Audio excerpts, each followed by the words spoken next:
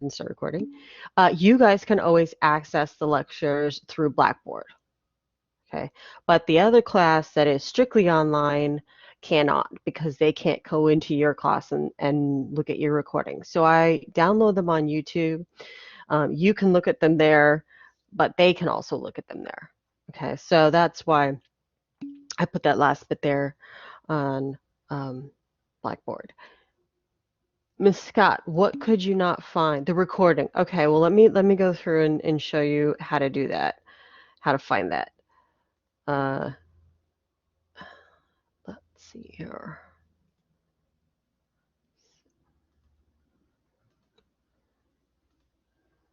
Okay, pull this over here. Yeah. All right. So, right, you go to the home page, right? We'll start there. Home page for. Okay. All right, Miss Jones.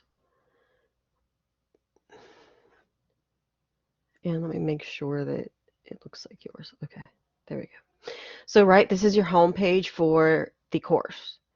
Come over here to Tools, right? You can access it through office hours too, but Tools, click on Blackboard Collaborate Ultra,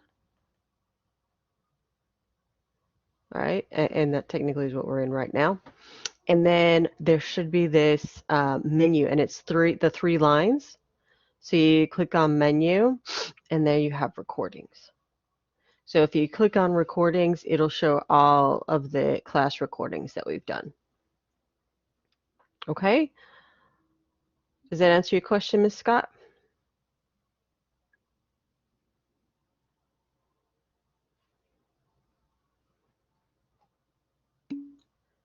Okay. And again, they're all on YouTube too. And the link to YouTube is here under course content. You just click on that and it'll open up the YouTube tab, which I'll show you that.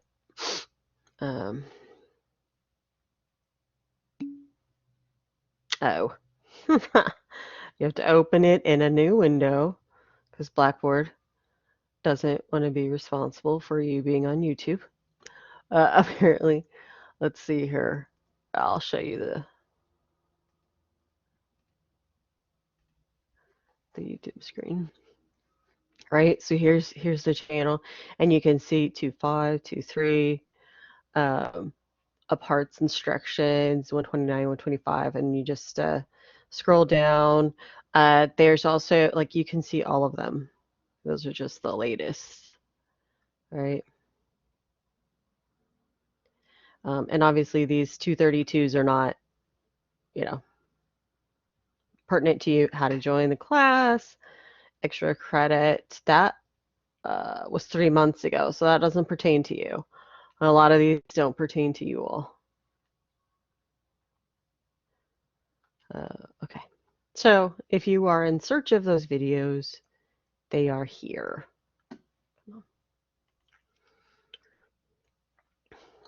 Okay, let's stop that.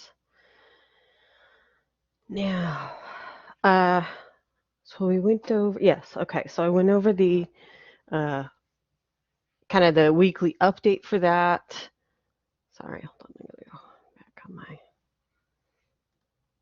content. Other tidbits of information, right, in world history news. Myanmar and Burma is going crazy. It's a hot mess.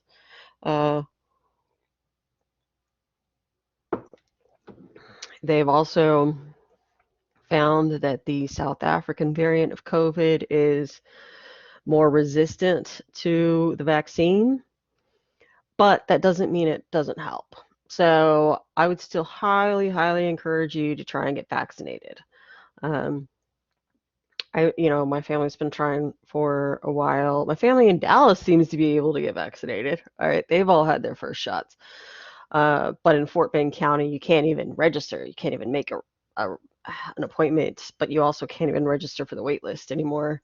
I think Harris County is doing a little bit better than that. So if you have the ability to, please get vaccinated. And it's going to work like the flu shot, right? the flu virus mutates rapidly, as well as others, including COVID. That's the nature of viruses, right? But just because you get a flu shot doesn't mean you won't get the flu. But it means if you do get it, it may only take you down for 3 days, whereas the flu in general is a 5 to 7 day pretty horrendous ordeal, right? And so even if we find that, say, the South African variant is less affected by the AstraZeneca vaccine, it's still worth it to get it, right? I never got the flu shot, so I'm scared to get this one. Be brave and go get vaccinated. I know that there's a lot of fear out there, but the flu shot, you really should get the flu shot too. I mean, and we won't get to it probably until almost the end of the course when we talk about the 1918 flu pandemic. But the flu can kill you if you have underlying medical issues. And right, there was a very healthy teacher, last year, a year before, 2 years ago, that died from the flu, right? And it's hard to kind of reconcile that because we have a flu shot. So I would push you to research the science. Don't believe the fear mongering. Don't believe, a lot of this misinformation. If you are scared about getting the shot, go research, right? Do your research, do your due diligence, and I really strongly suggest that you get it. This is COVID knows no bounds, right? It is not. It knows no racial lines. It knows no socioeconomic lines, and it affects everybody just so different. They're doing the best they can with the knowledge that they have already, but it's just insane because it can take a perfectly healthy person and put that person in the ICU for 3 months. Whereas you have somebody that's like 100 years old and they beat it in 3 weeks. So it seems like there's just no rhyme or reason to how this works. So Tony takes taking this shot. Just get it. Just get vaccinated. It's really, really important that we all do this. And while I understand your reticence, I also understand that people of color are being much more highly, I'm trying to get it, affected by this, right? Minority communities are being devastatingly affected by this. So the more vaccinated and herd immunity we can get in those communities, it's good for the community. It's good for you and it's good for your community. I tried, like I said, I live in Fort Bend County, so we have to sign up you have to get pre-registered, and they're not even allowing us to do that anymore.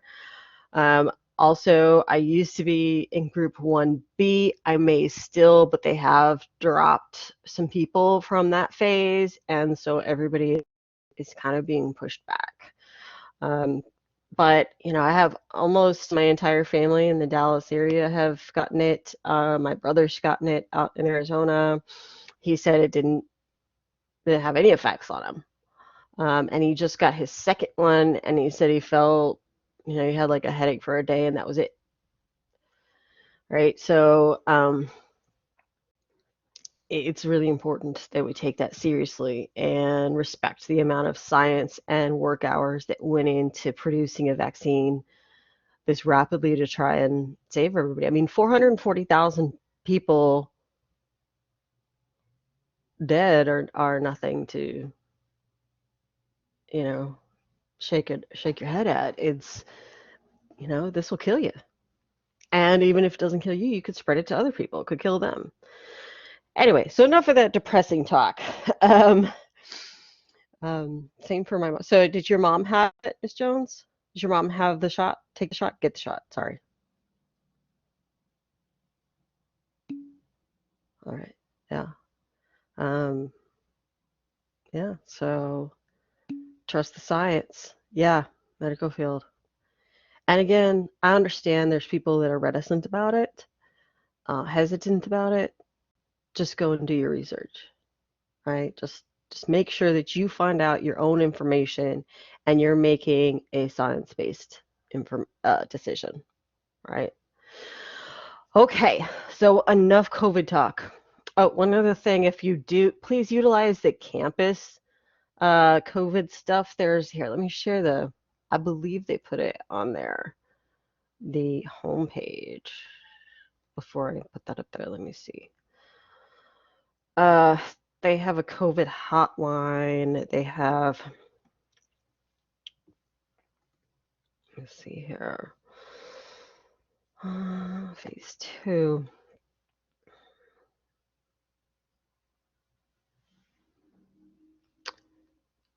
Yeah, I don't know if it doesn't say anything really, but I will share it.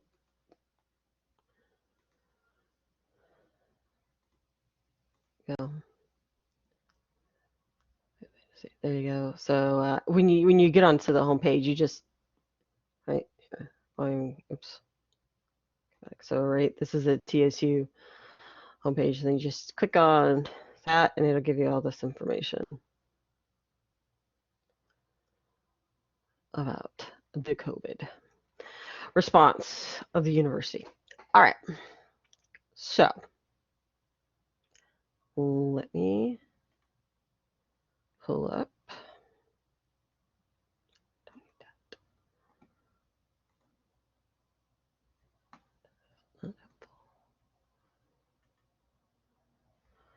Actually.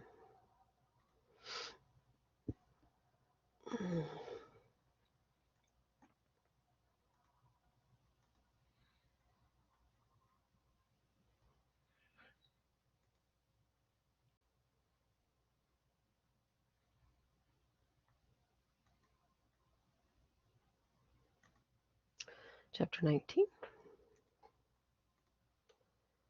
And we will.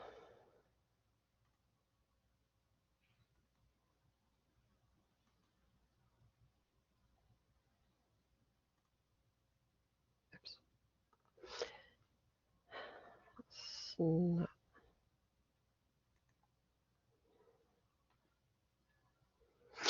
Sorry.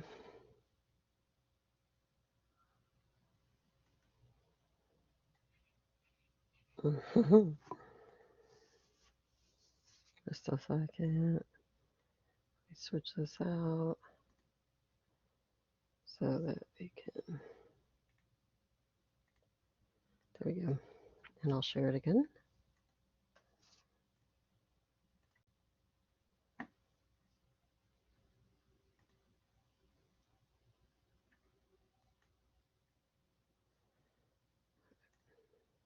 Okay.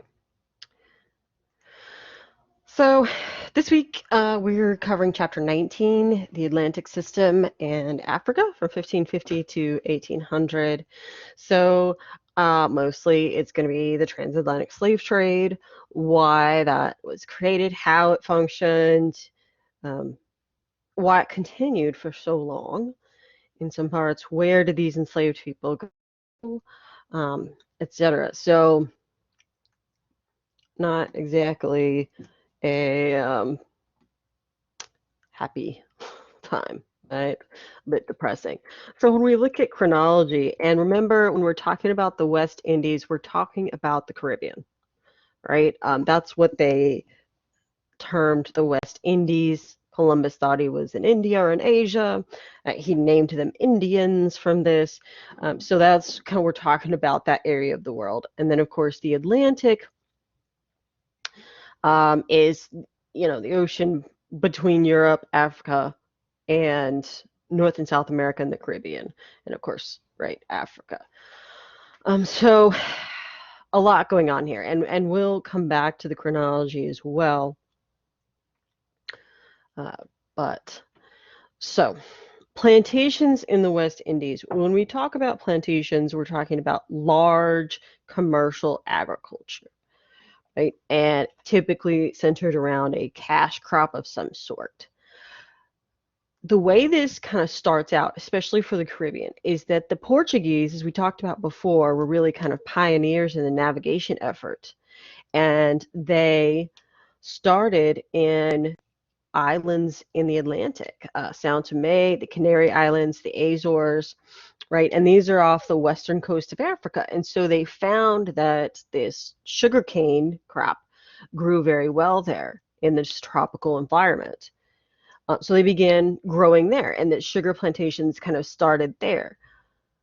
Then they needed labor, right? It's a very labor-intensive crop. So what did they do? They bring in enslaved Africans. And these are people that, in the beginning, were sold as prisoners of war, right? So there's a lot of, I don't know how you want to say, conjecture about how slavery, they sold each other, um, uh, well, or one musician, 300 years sounds like a choice. That's not how it went. It's just not true, right? There was no choice involved here. However, prisoners of war were sold. Okay, so yes, Africans who were enslaved, kidnapped, and enslaved most likely were done so by other warring African tribes, but they were sold to a European mitigator. So the Portuguese, the Spanish, the English, the French, although the French weren't so much, they tended to get them from North Africa themselves. But they usually had contacts in Africa. And African kingdoms were not keen to let European nations go into the interior, right? They recognized that if they did that, if they allowed the Portuguese to come in and allowed other European nations to make inroads into the interior of Africa, they would be cutting themselves out of the market, right? They wouldn't need these traders. So it's not uncommon or even unusual amongst Native African tribes to sell, barter, or trade their prisoners of war.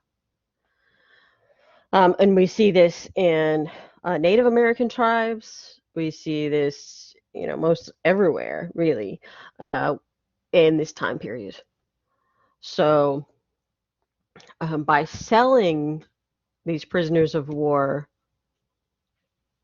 there were kind of customs that went along with that the Europeans did not adhere to. So, for example, the Mohawk tribe in upstate New York, they would buy people. They would buy prisoners of war, or they would buy slaves, if you will. But their purpose was to replenish their own tribe. So they would bring them to their village. They had kind of a rite of passage, and if that person proved their worth, so to speak, they would become a warrior for the tribe. They would be accepted into the tribe and kind of adopted, and no longer held against their will. And of course, if they didn't, then they remained captive. They called them captives, not necessarily slaves. And so these types of situations were pretty common, even in Africa. They would assimilate these people into their tribe, either as workers, servants, or even eventually granting their freedom, but allowing them to stay. So there were a lot less culturally rigid rules where that goes. Europeans, however, took this to a whole nother level. They added in this blanket of cultural superiority that they felt, racial superiority that they felt, and while it is true that African tribes were selling prisoners of war, it is not true that they knew what they were selling people into. Right? The Atlantic slave trade, often called chattel slavery, is a whole new beast, right? Slavery has existed in the world since the dawn of time, really. It's in the Old Testament, the Bible, right? So it's there. but the effects of slavery, the treatment of slaves, is completely different in what we call chattel slavery. And when we say chattel slavery, we're referring to the Atlantic slave system, in which people are dehumanized and considered livestock, basically. Even in, ancient world history and Native Americans and African history, you do see enslaved peoples, but there is limits, right, to what they have. There are laws about their rights and what they can do. And there was rarely a time in which they attempted to erase their identity until you get to chattel slavery. Okay. So the Atlantic system is a broad term used to describe all of these trading links across the Atlantic basin. But before 1650, you're looking at primarily tobacco and sugar, right? And they would use chartered companies to fund these things, to fund these plantations to begin with. And chartered companies are like your early corporations. You have private investors. Most of these charter companies are then granted monopolies by the government, such as the Dutch West India Company and the Dutch East India Company. Right, the Dutch West India Company is granted the monopoly over trade in the Caribbean, the Americas, and Africa. The Dutch East India Company, which I'm surprised they don't put up here, has the monopoly over East African slave trade and the Indian Ocean and the corresponding trade routes that go along with that. Okay, so these are pretty powerful, backed by the government trade companies. And so they can control the price of goods somewhat depending on what they're bringing in. They have a lot of power, a lot of might. And so when they transfer goods, when they are shipping things, they usually have some sort of military escort to a certain extent because they're protected by the government. And the government always has its hand out for these monopolies as well. They don't just give them the monopoly out of the kindness of their heart, right? They expect a little tax money in return. And if we look specifically in North America, and we talked about this with Virginia and Jamestown, they used indentured servitude in the beginning for economic purposes and settlement purposes, right? They were attempting to build their colony and settle it.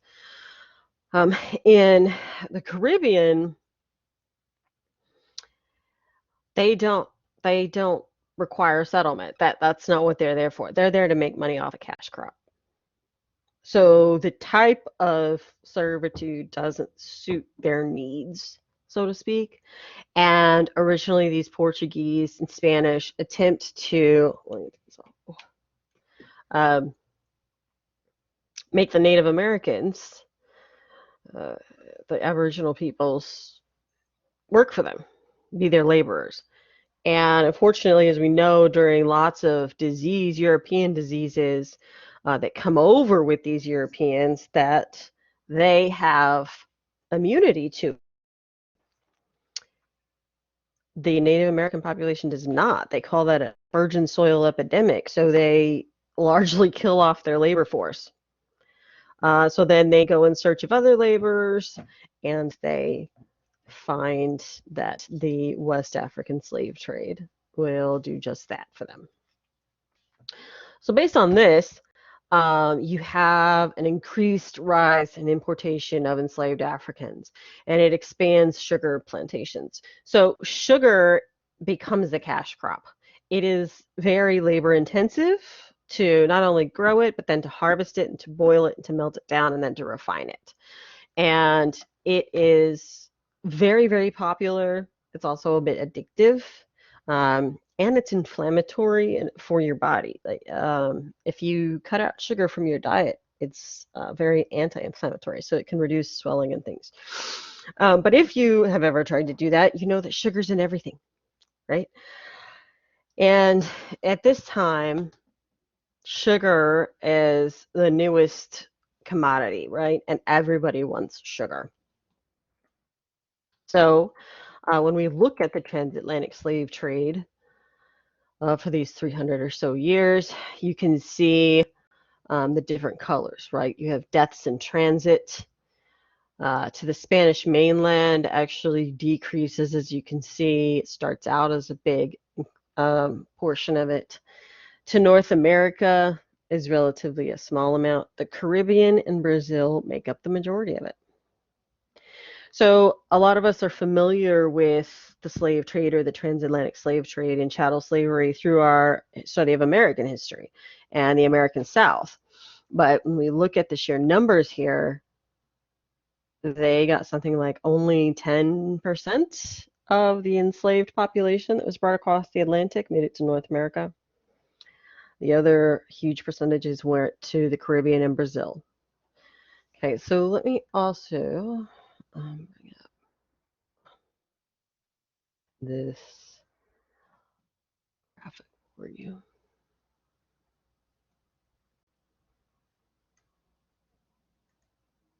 Okay, so make it a little bit bigger so y'all can see. And this is showing you through like pie charts what we're looking at here, right? And so they also they can call it the triangular trade as well. Because what you'll have ships leaving from Europe with trade goods, and they bring those down to their ports on the western coast of Africa, trade whatever it is, usually firearms, uh, black powder, things to the African trading kingdoms. For slaves, once they acquire the slaves, they transport them to the Americas, at which point they will trade those slaves for rum, sugar, molasses, a variety, indigo, rice of products, and then transfer them back over here to Europe. So you have this kind of triangular system that's going on here. It's just why they term it the triangular trade as well. But when we, right, most of this is goods except for, right, the cross across the Atlantic. And this is what they call the Middle Passage. And the Middle Passage is the most brutal of the triangle.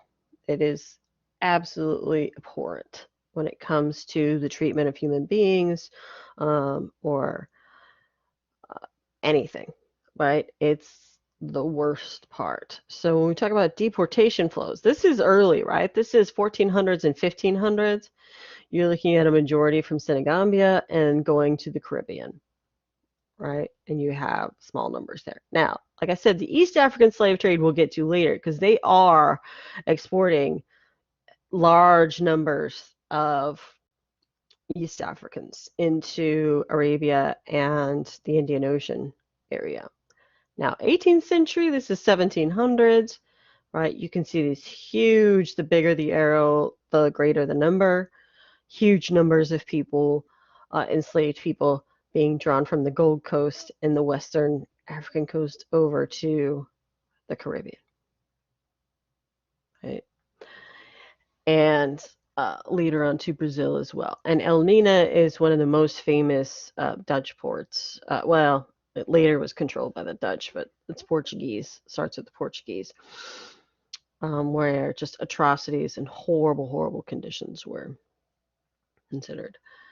All right, so here we're into the 1800s, right? And we're still seeing deportation of enslaved people. But as you notice, right, they move from up here to here, down to here. It's almost a systematic deportation of Africa.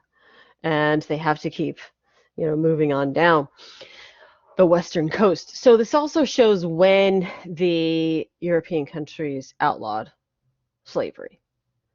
So Denmark, 1792, England, 1807, France and Holland, 1815, and Portugal, 1830. However, that's when they abolished slavery in Europe. That doesn't mean they abolished slavery in their colonies, which is why you have over here 1888 for Brazil. 1807, again, there's an asterisk there because it abolished the international slave trade. So in 1807, Congress, under Thomas Jefferson, said you can no longer import enslaved people. It did not abolish slavery, but it abolished the Atlantic slave trade system in North America, meaning you could still trade slaves as long as they were all within the colony, all within the United States already. And that had unintended consequences. So these are just some graphics to show you kind of the sheer volume of what we're talking about and how ridiculously brutal it was. Okay, go into this. They had to deforest. In other words, they had to cut down a lot of trees to make room to grow sugar. So there is going to be soil damage and environmental impacts there.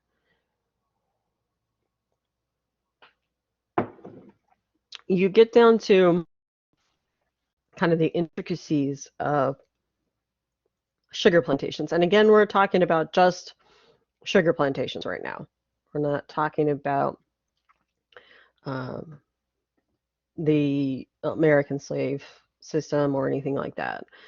But they lived in a plantocracy, meaning that you had a planter who was wealthy, probably titled, or knew somebody who was, right, an elite person, considered elite, of European descent. So by all accounts, white or close to white, right? Owns the slaves and most of the land.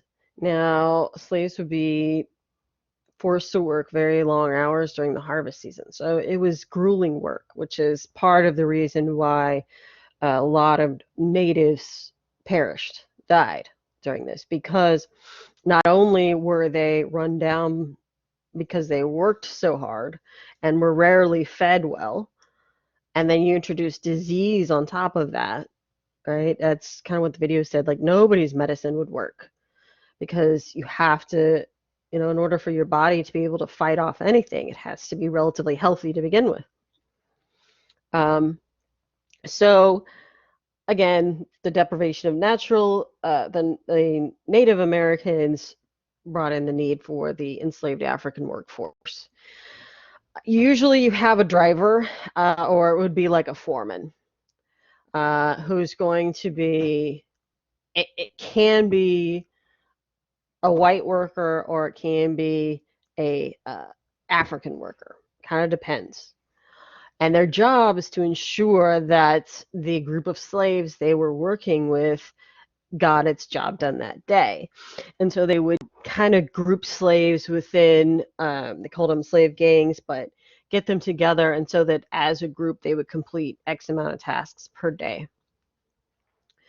And the period when you are new to the Americas is called seasoning, right? And depending on where you are from in Africa, this new environment can be very difficult to adjust to. And we're not just talking about disease and work, right? Because they were hard workers before in their own right.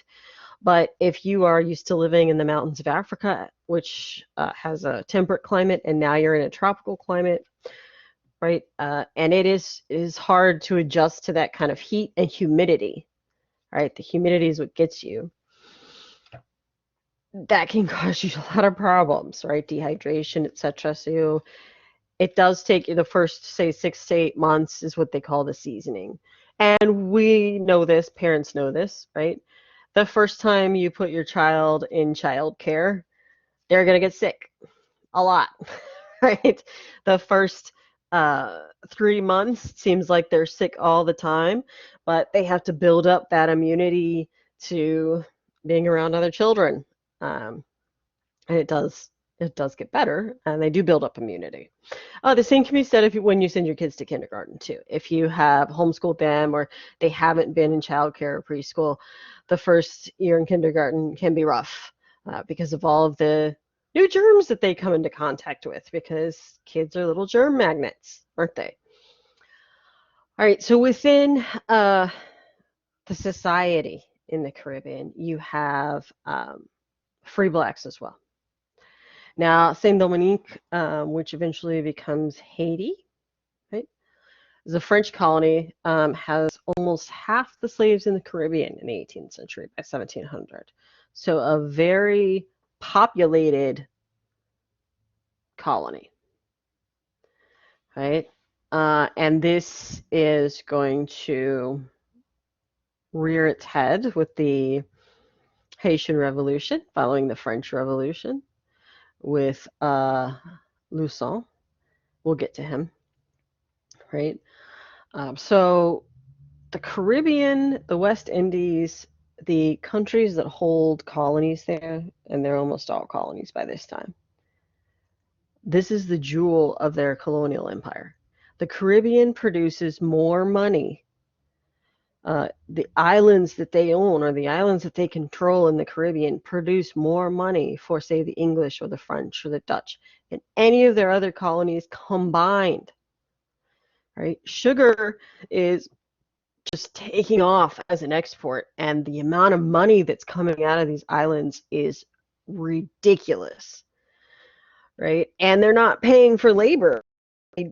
They aren't. They aren't paying the enslaved people, of course. Yes, there is some quote unquote upkeep, right? They do have to feed them and they do have to house them and clothe them as, they don't exactly do a good job of that, but they do have to keep them alive and try and do all of those things. But it's worth it to them because the amount of money they're making off just their few Caribbean island colonies overshadows everything else. Right? All right, the term manumission means to be freed. And there are laws in place that make this difficult. So even if you have a slave owner who, I don't know, has a conscience and decides to free their slaves, oftentimes only the government, the colonial government can do this. You have to write a letter. Sometimes you have to provide evidence that this enslaved person has performed an exceptionally good deed like saving a life. And then they will be granted papers, but that doesn't necessarily mean that they won't be re-enslaved later or that your petition will be accepted by the government. See, the idea when setting up these plantations and as it progresses through the decades and centuries is that you have this legal framework that is meant to support it and not allow for a large-scale manumission.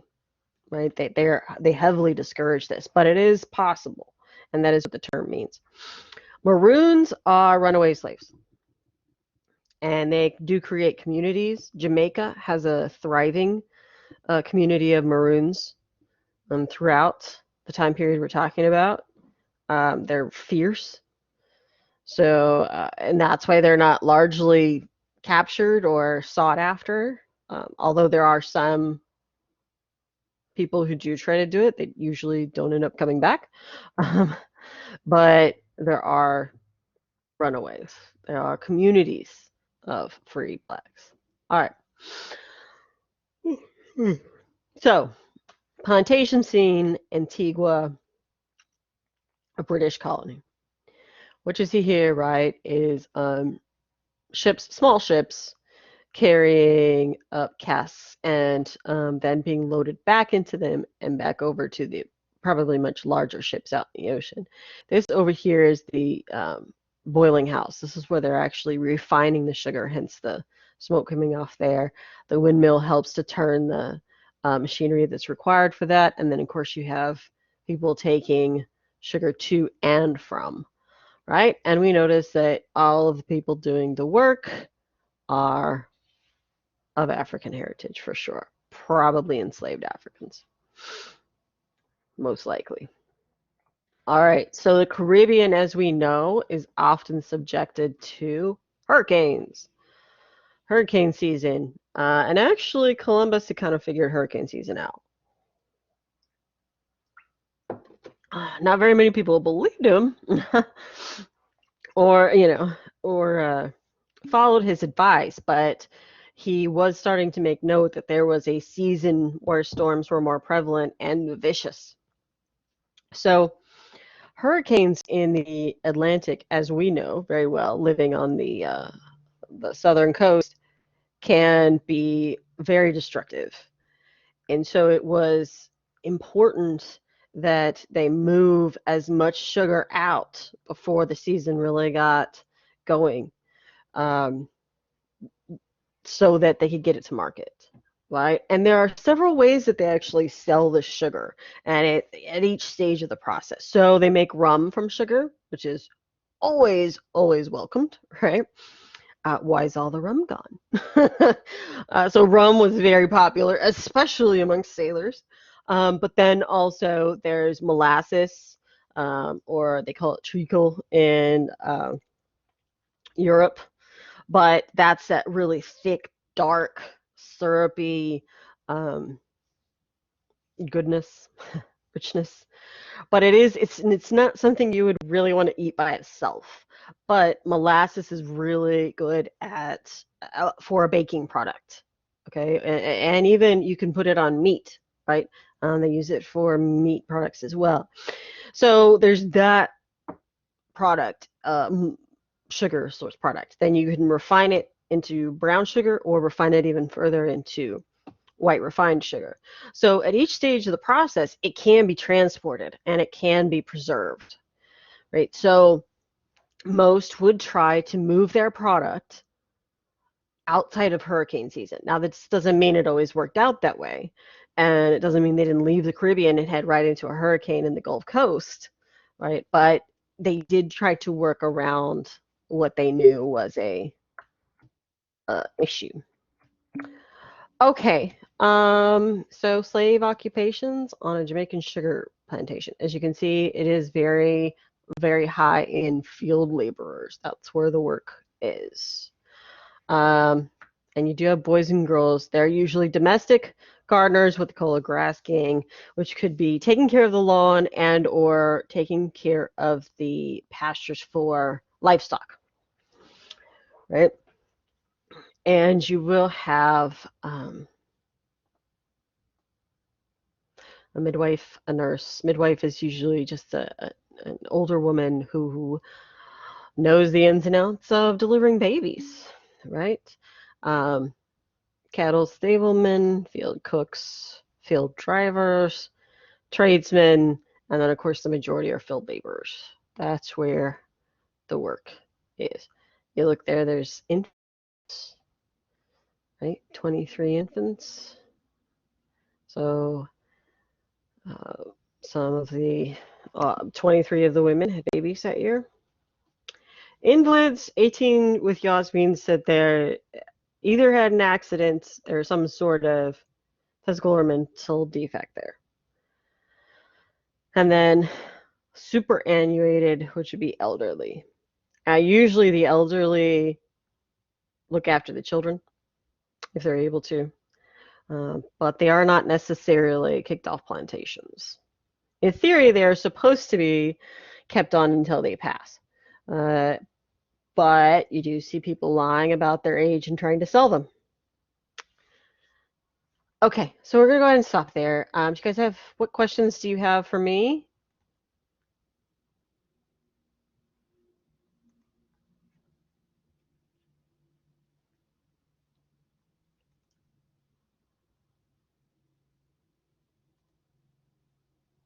Make sure that you put your name in the chat.